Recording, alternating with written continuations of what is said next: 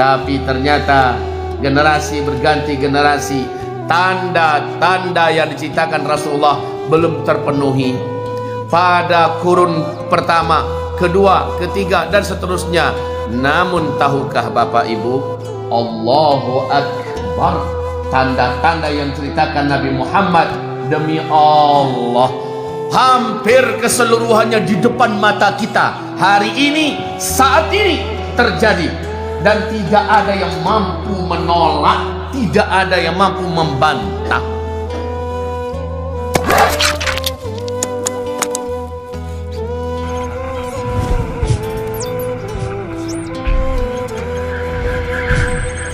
Alhamdulillahi Rabbil Alamin, wa bihi nasta'inu ala umurid dunya wad din. Ashhadu an la ilaha illallah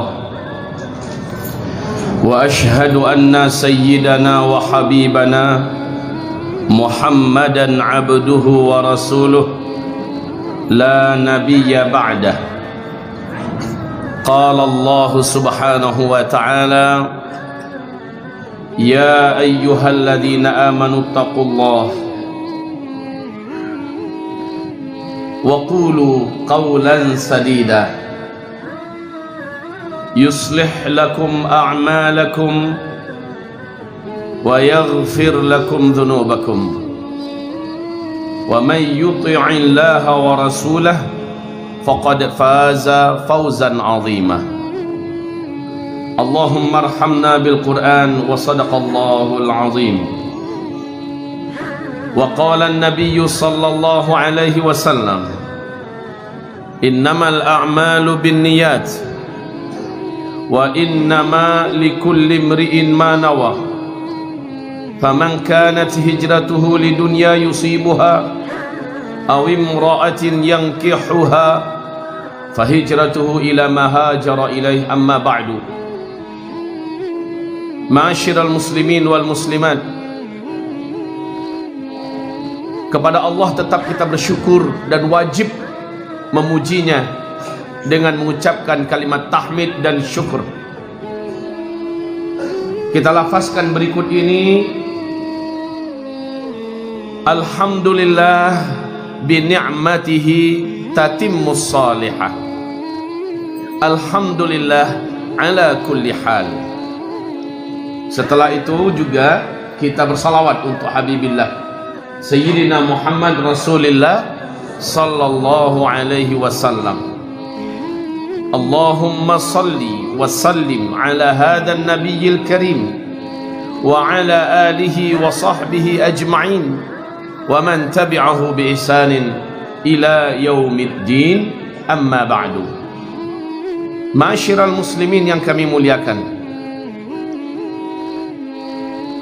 para sahabat semasa mereka hidup, saat Rasulullah masih di tengah-tengah mereka sangat yakin bahwa yang dimaksud dengan generasi penghuni bumi terakhir adalah mereka. Mereka sangat yakin bahwa tidak lama lagi kiamat akan terjadi. Keyakinan mereka itu merata, bukan hanya satu dua orang, bukan hanya laki-laki, tapi seluruh sahabiat juga sangat yakin di masa mereka lah dunia akan berakhir.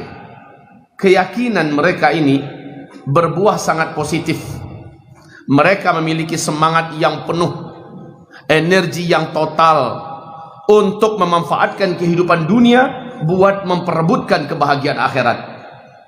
Mereka akhirnya memiliki kesimpulan bahwa hidup tidak lama lagi, maka hidup tidak boleh untuk dunia. Hidup haruslah untuk kehidupan berikutnya. Maka mereka genggam dunia dengan serius, dan mereka pakai dunia mereka genggam untuk mengejar akhirat mereka. Sebab mereka sangat yakin kiamat sebentar lagi terjadi. Tapi pada kenyataannya Rasulullah meninggal, kiamat belum terjadi. Lalu para sahabat-sahabat meninggal, kiamat juga belum terjadi. Anak-anak para sahabat, yaitu kalangan tabi'in, mereka yakin Jika tidak di generasi ayah-ayah kami, maka pasti di generasi kami. Akhirnya mereka mewarisi semangat berislam seperti ayah-ayah mereka, itu kalangan sahabat. Lalu mereka total memikirkan agama. Mereka kejar dunia, mereka cari dunia, tapi untuk menopang akhirat mereka. Dan mereka akhirnya juga meninggal dunia satu persatu. Kiamat belum juga terjadi. Disusul oleh generasi cucu yang disebut dengan tabi'in. Mereka berkeyakinan jika bukan di masa kakek kami, ternyata juga bukan di masa ayah kami, pasti di masa kami. Maka wahai kaum muslimin, sambung bersambunglah energi keyakinan tentang bahwa dekatnya kiamat, mewarisi semangat total untuk hidup demi Allah, untuk Allah, menyebarkan manfaat seluas-luasnya bagi umat manusia, dan akhirnya menegakkan agama Allah secara totality. Ini penyebab kenapa agama begitu cepat melaju di kalangan generasi salaf. Yang disebut generasi salaf, Rasul dan para sahabat, kemudian tabi'in, lalu tabi'in. Hadis sahih Bukhari Muslim, inilah yang disebut dengan salafus saleh. 3 generasi ini, Rasul dan para sahabat, tabi'in, tabi'in. Di masa mereka 2/3 dunia jatuh dalam pangkuan Islam. Islam memimpin 2/3 dunia. Cepat betul Islam ini berkembang. 2/3 dunia digenggam oleh Islam. Kenapa? Kaum musliminnya memiliki akidah tak lama lagi kiamat. Hidup ini harus sebenar-benarnya berarti. Harus paling bermanfaat, harus paling berguna, harus paling bermakna di mata Allah, harus paling banyak pahalanya. Makanya mereka sekali lagi tidak menengah atau tanggung-tanggung setengah hati untuk berbuat untuk agama Allah Subhanahu wa taala. Cepat melaju agama. Tapi ternyata generasi berganti generasi, tanda-tanda yang diceritakan Rasulullah belum terpenuhi pada kurun pertama, kedua, ketiga, dan seterusnya.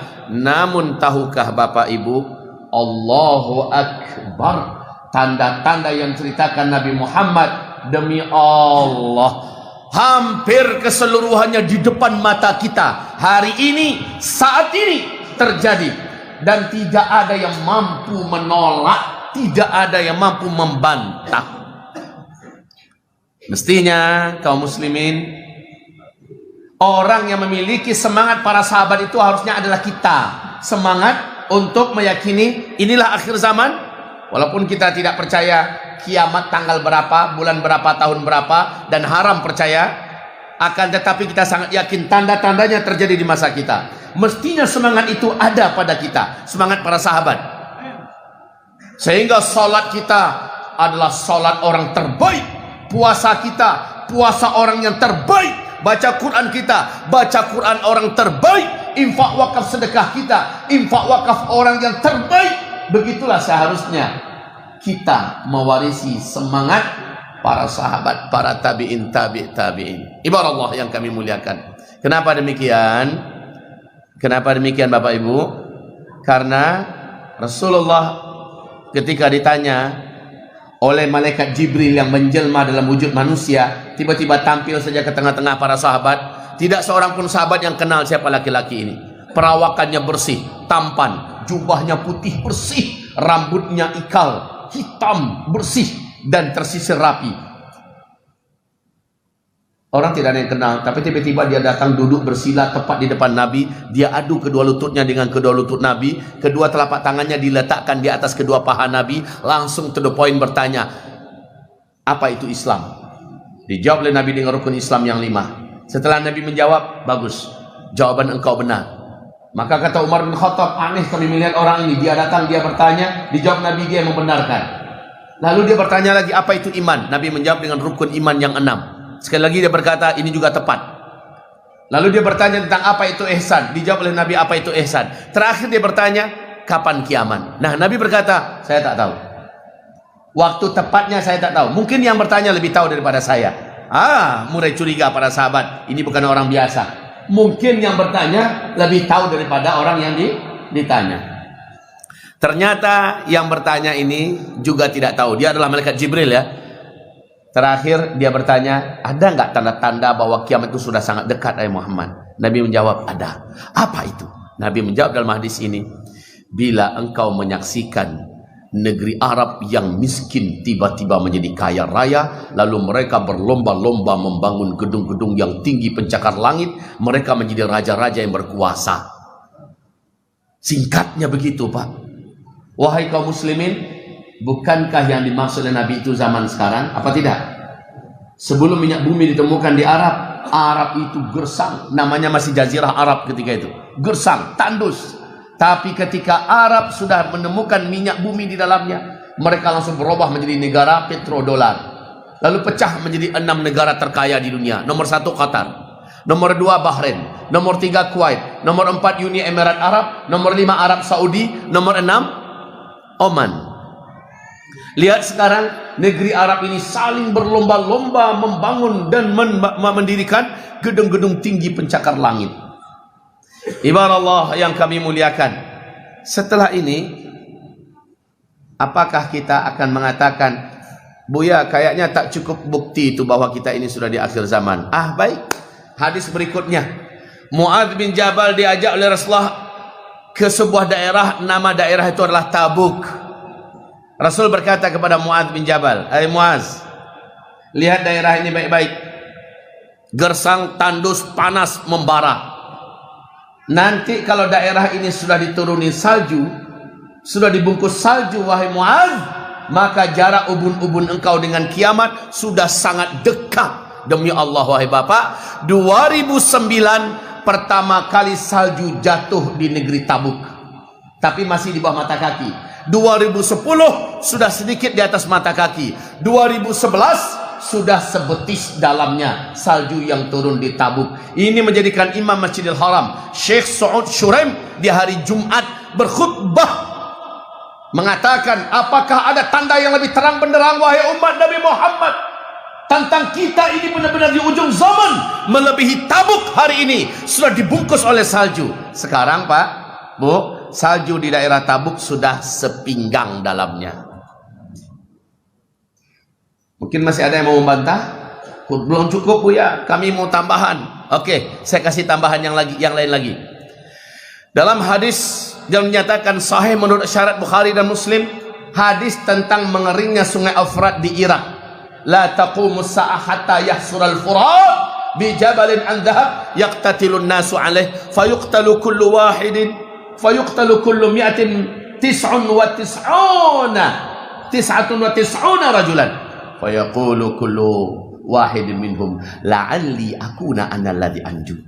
Kiamat baru akan terjadi setelah mengering sungai Efrat terlebih dahulu, dan nanti manusia akan digemparkan dengan penemuan gunung emas dari dalam perut bumi Irak, yang menyebabkan manusia akan membawa senjata mereka ke daerah itu. Mereka saling berbunuh-bunuhan merebut gunung emas tersebut. Dalam setiap 100 orang yang berperang di sana, mati 99, cuma satu yang tersisa hidup. Di hadis Nabi yang lain, Nabi tidak rela, Nabi tidak mau umatnya ikut-ikutan pergi ke Irak untuk berperang memperebutkan gunung emas. Sekarang berita dunia di New York Times tanggal 12 Februari tahun 2013 diumumkan oleh NASA Amerika bahwa tim peneliti mereka sudah terjun ke Irak, dan mereka melihat air sungai Efrat di Irak sudah susut 60% 2013. Menurut para pakar dan ahli mereka, tahun 2014 sungai Efrat akan kering total. Ternyata benar, Pak. Maret 2014 sungai Efrat kering total sampai hari ini. Sampai hari ini sungai Efrat tidak lagi mengalir di Irak. Ada yang mau membantah lagi? Dan yang paling keren, George Walker Bush atau George Bush di dalam pidato terbukanya depan Gedung Putih, masih ada di YouTube, kalau pengen dengarkan ceramahnya silakan. Apa pernyataannya? Satelit kita, maksudnya satelit Amerika Serikat, menemukan ada potensi emas yang sangat besar dalam perut bumi Irak. Amerika Serikat selaku polisi dunia akan memastikan emas ini aman dari tangan para penjahat-penjahat yang tidak bertanggung jawab.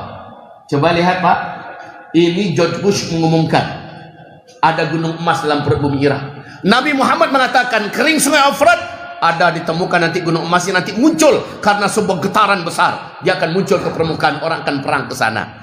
Barack Obama menyikapi seruan daripada George Bush ini dengan tidak jadi menarik 135.000 pasukan darat yang ada di seluruh Timur Tengah. Dipersiapkan untuk membackup atau mengamankan gunung emas yang ada dalam pribumi Irak. Dunia tahu ini perkara. Wahai Bapak Ibu yang kami muliakan, belum cukup? Masih mau ditambah? Masih mau ditambah? Kalau mau ditambah, ditambah Pak. Kalau cukup sudah. Apa yang mau ditambah? Tanda. Kalau mau ditambah, kita tambah. Apalagi kata Rasulullah, ini yang Bapak Ibu juga tidak akan bisa membantah.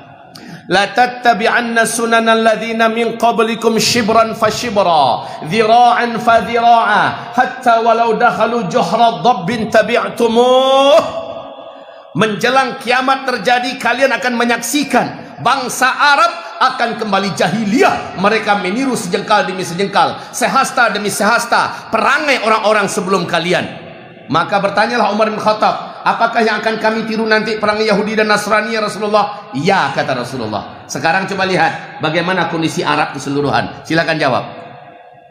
Kemarin saja Pak, Uni Emirat Arab menyambut tahun 2021. Desember menyambut tahun 2021. Maaf bahasa saya agak sedikit